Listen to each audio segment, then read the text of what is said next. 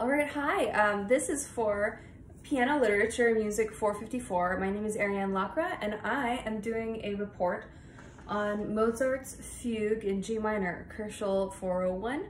I also did, this is for my graduate school extra assignment, but I also did a presentation in class and sent one in about Bach's Well-Tempered Clavier, Book 1, Fugue, and Prelude in G major, BWV 860. So we're going to kind of compare and contrast the Bach with this Mozart piece I'm going to show you.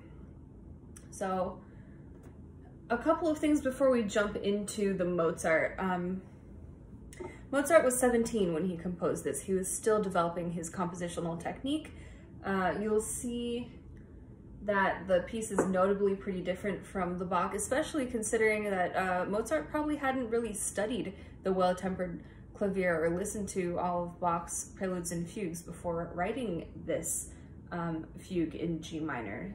He wrote it, Mozart didn't write fugues very often. This is one of the only ones he wrote, and it was written as a contrapuntal exercise for one of his students in Salzburg. Okay, so with that in mind, let's jump into the piece.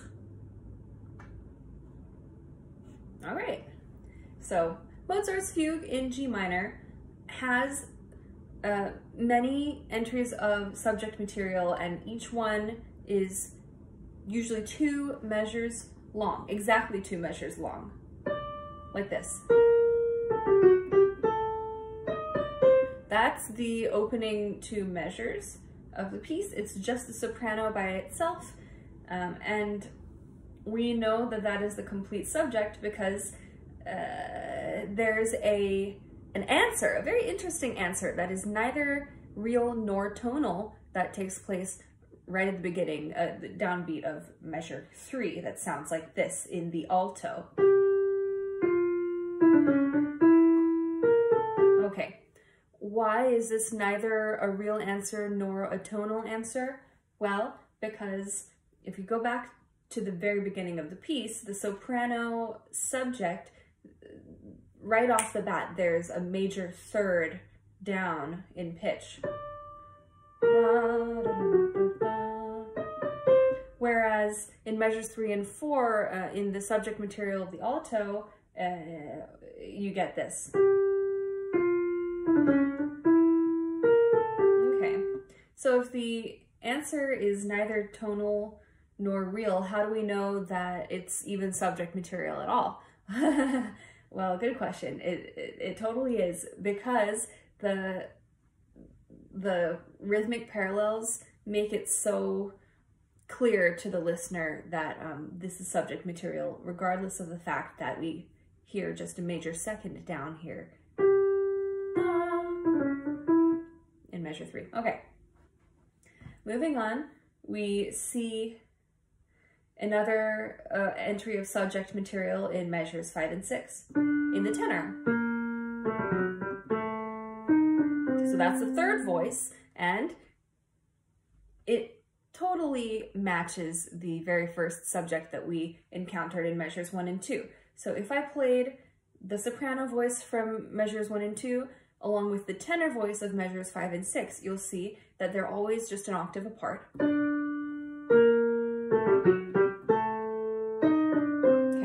So we can be sure that that is subject material.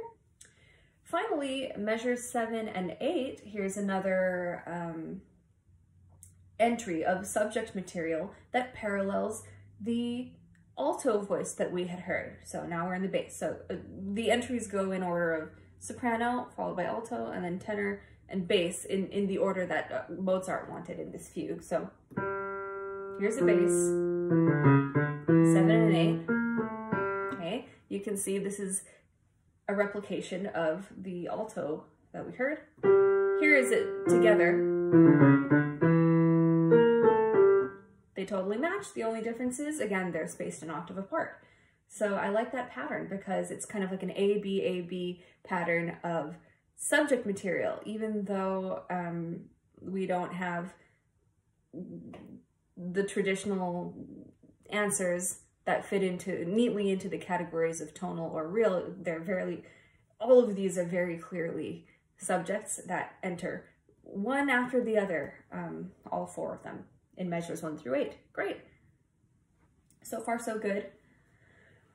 One thing I'd like to point out about the subject is that if I had to assign the subject a head, body, and tail, I would probably say this is the head,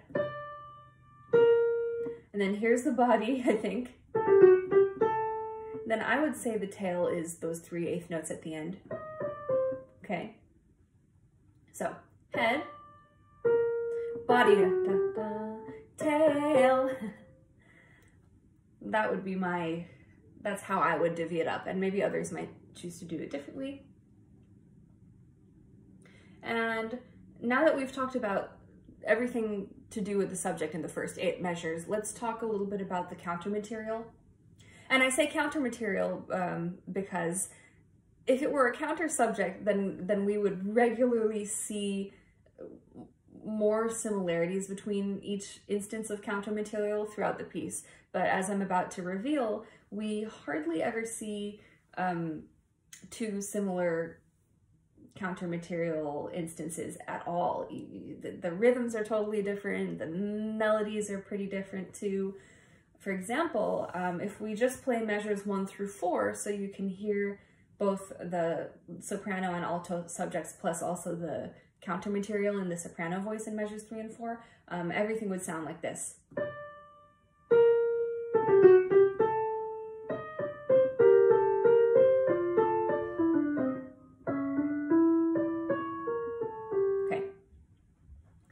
So you can see the counter material starting in measure 3 is all right. So let's see what comes next. What does the alto do once the tenor starts having its subject in measures 5 and 6? Counter material B. That's pretty different from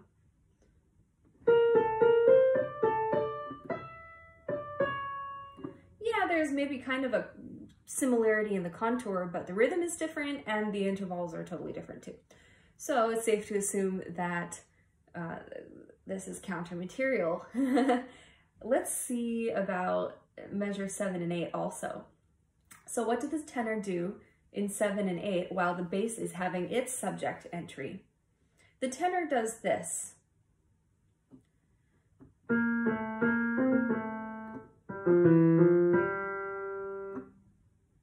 Again, totally different from the other 2 entries of counter material that we saw. So I'm saying counter material A, counter material B, and counter material in C in measures 3 and 4, 5 and 6, and 7 and 8. Cool.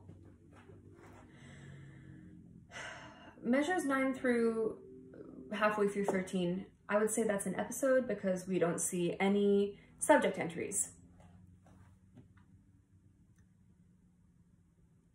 And then, again, we see, let's see, measure 21 through 23 is also another episode. We see another episode, 26 and 27. We see another episode, 34 and 35. We see another episode in 38 and 39.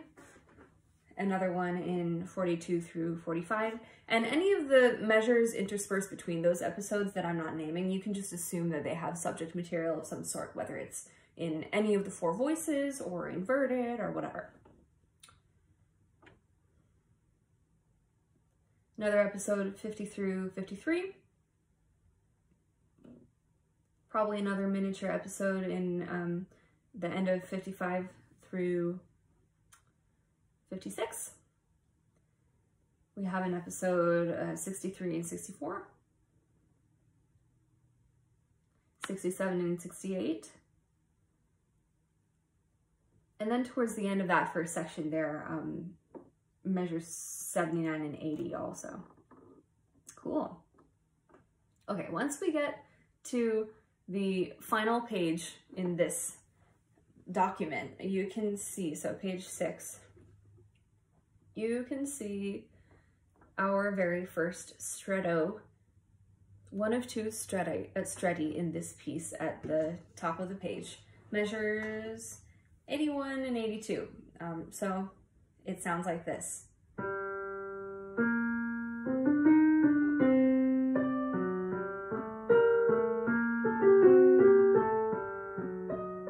Okay, that's interesting. Why is it interesting? Well, because the way that Mozart timed these two subject materials is fascinating to me. Let's listen again.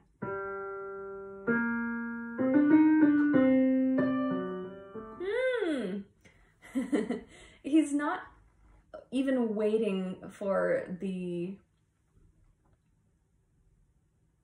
dotted quarter note in the tenor voice in measure 82, that middle C. He's not even waiting for that to end. Rather, he's jumping right in with the soprano voice halfway through measure 82. Very fascinating timing. Okay. After that, there are more entries of the subject, on and on until we get to another stretto in measures 93 through 95. So let's listen to this one. This one is a little bit more what you would expect from a stretto.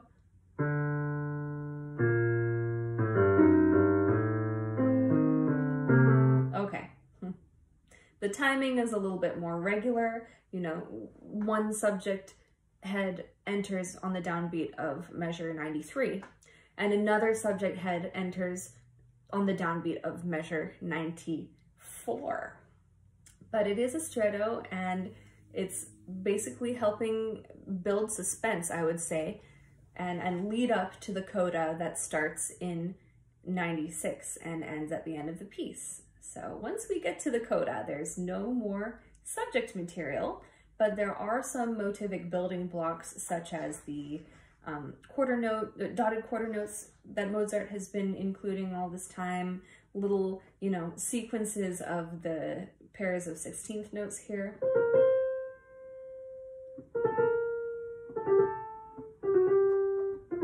And so on. I think it's very pretty the way that Mozart chooses to end the piece, and then he uses a Picardy third G major chord in the final bar here. All right. So key takeaways. Mozart didn't write fugues very often, and this is a rare instance when he did, as an exercise for a student of his. He was very young when he wrote this. His compositional technique was still developing, and therefore his counter subjects, I don't know if he intentionally did this or not, but his counter subjects were, his counter materials were quite different from one another. Not to mention that his subjects were also different from one another, even though we did see some patterns, especially in the beginning with the